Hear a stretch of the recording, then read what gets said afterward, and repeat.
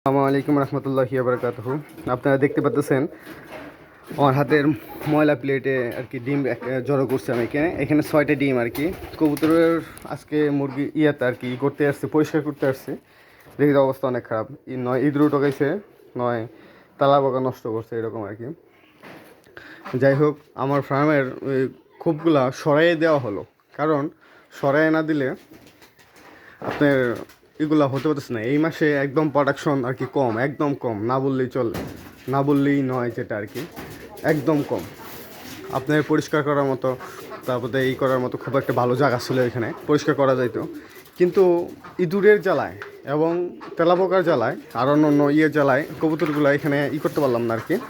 কবুতরগুলা এগুলো উপরে দেওয়া হয়েছে, এই যে আপনি দেখতে পাচ্ছেন উপরে দেওয়া, এই যে একটা উপরে দিয়েছে খুব আর কি, আরেকটা উপরে দেওয়া হয়েছে।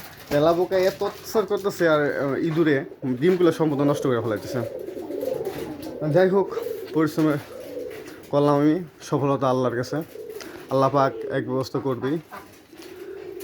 যেহেতু শুরু করেছি আলহামদুলিল্লাহ। উপরে দেওয়া হয়েছে ধন্নার উপরে আর কি, যেটা বলে আমাদের গ্রামের বাসায় ধন্নার উপরে দেওয়া হয়েছে।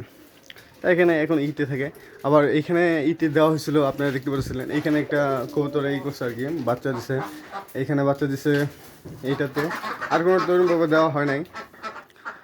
যাই হোক, সকলে আমাদের জন্য দোয়া করেন। আসসালামু আলাইকুম রহমতুল্লাহি ওয়া বারাকাতুহু।